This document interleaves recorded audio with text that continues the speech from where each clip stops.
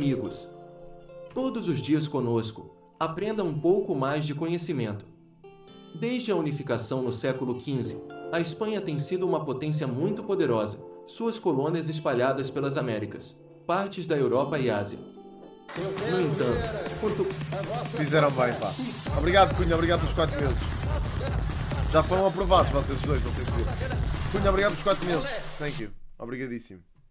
Portugal, um país vizinho muito menor, com apenas uma saída para o mar, não foi conquistado pela Espanha. Mano, com apenas uma saída para o mar. Pois, exato. Por que eles conseguiram se proteger da anexação espanhola? Historicamente, a Península Ibérica era conhecida como Hispania, povoada por povos celtas, e foi conquistada pelos romanos por volta de 210 AC. Por volta do século V, o Império Romano do Ocidente entrou em colapso, e a península foi ainda mais invadida por tribos germânicas, os Suevi, Vândalos e, finalmente, os Visigodos. Tornaram-se a elite da península e não se interessavam pelo comércio. Sob o domínio dos Visigodos, o comércio era dominado pelos judeus. A principal religião do país é o cristianismo. No século VIII, mouros, do norte da África sob a dinastia Omíada invadiram a península. Rapidamente conquistaram a maioria dos territórios que correspondem aos atuais Portugal e Espanha. Menos ali o No nosso. entanto, eles não conseguiram subjugar completamente a parte norte da península. Exato. Sob o domínio dos mouros, as pessoas que viviam na península ficaram conhecidas como Al-Andalus. Eles gradualmente adotaram o Islã como sua religião oficial. Exato. No século XI, quando a dinastia Omíada enfraqueceu, os reinos cristãos se levantaram para lutar na parte norte da península, Pimba. como Aragão, Castela e Navarra.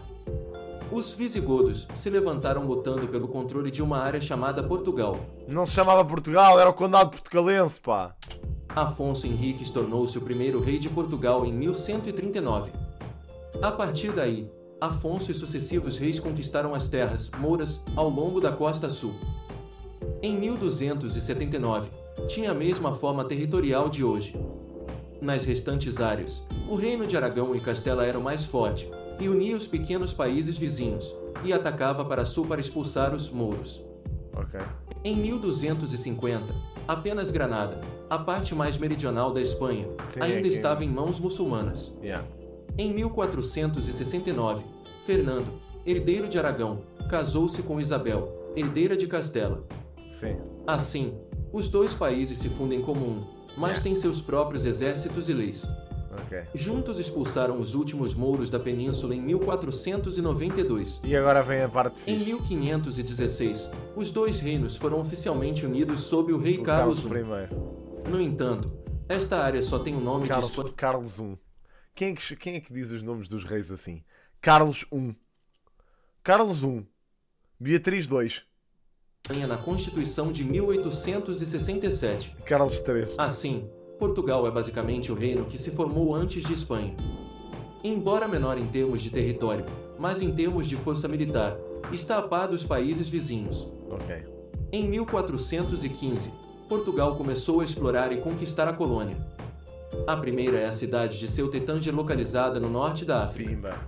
Em seguida, é uma série de territórios localizados perto da costa da África, sul da Ásia e das Américas. Alguns exploradores famosos como Vasco da Gama descobriram o caminho para a Índia. Fernão de Magalhães navegou pelo mundo e Bartolomé Dias navegou pela África. Sim. Os portugueses estabeleceram portos nas colônias e dominaram o comércio de especiarias.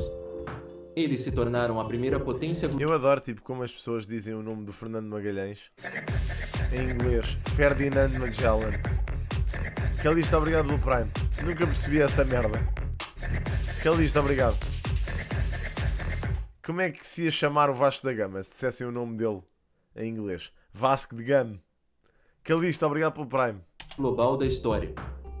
Os espanhóis começaram suas expedições mais tarde, depois de expulsar os últimos mouros da península.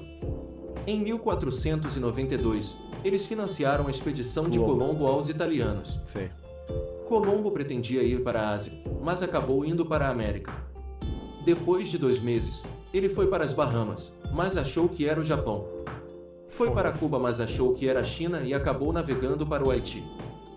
Depois disso, Colombo voltou para a Espanha com muitos produtos desconhecidos na Europa, como cocos, tabaco, batatas e histórias na travessia do Oceano Índico, na verdade, o Oceano Atlântico. Oh, meu Deus. Ele foi elogiado pelo rei da Espanha por sua descoberta do Novo Mundo.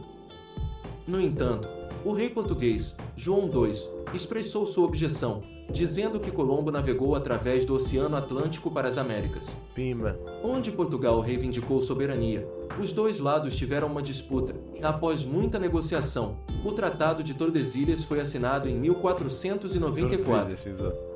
Assim, Portugal e Espanha juntos dividiram o mundo em 3 partes. Cada país tinha o direito de estabelecer colônias em sua própria parte. Um fato importante aconteceu em 1578. O rei português Sebastião enviou tropas ao Marrocos para combater os rebeldes. E morreu em batalha. Ele não tem herdeiro. Crise política. Assim, o trono passou para seu tio, Henrique, que era velho. Após a morte de Henrique em 1580, ele continuou sem filhos para herdar o trono e não designou um sucessor. Aproveitando o caos, a Espanha invadiu e venceu.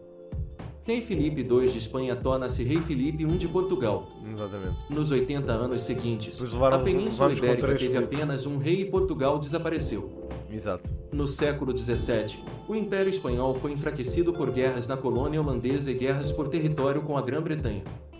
Aproveitando essa oportunidade, em 1640, os portugueses rebelaram-se para recuperar as terras perdidas e declararam a independência. Ganda João, pá! No entanto, não foi até 1668 que eles foram reconhecidos pela Espanha. Em 1730, Portugal descobriu minas de ouro no Brasil e, posteriormente, diamantes. Pronto, tinha que ser. Aí vamos nós. Que até hoje ficaram nas mãos dos portugueses, o nosso ouro devolvam. Ajude este reino a restaurar rapidamente a maior parte de sua força após o período colonial. Em 1762, a França e a Espanha invadiram Portugal porque este país se recusou a aliar-se a eles e eram amigos da Grã-Bretanha, o inimigo da rivalidade colonial com a França e a Espanha. Resultado: Portugal venceu. Seus livros de história chamam isso de Guerra Milagrosa, porque usou uma pequena força para derrotar a força muito maior da França e da Espanha. Em 1807... Eu em tantos anos de história nunca ouvi a cena da Guerra Milagrosa. Nunca ouvi isto. Nunca ouvi esta expressão. Desculpem. Só ouvi dizer que lhes demos na boca. Ele não disse fossa, ele disse força, mas disse tão mal. A Guerra dos 7 anos. Por isso nunca ouvi chamar isto de Guerra Milagrosa. O imperador francês Napoleão invadiu a Península Ibérica, derrubando o rei da Espanha e ocupando Portugal. A Rainha Maria I teve que abandonar a capital Lisboa, mudar-se para a colônia brasileira. Nos 13 anos seguintes, o Rio de Janeiro foi a capital de Portugal. Verdade. A partir do momento de sua ocupação, ambas as nações uniram forças com a ajuda da Grã-Bretanha contra a França.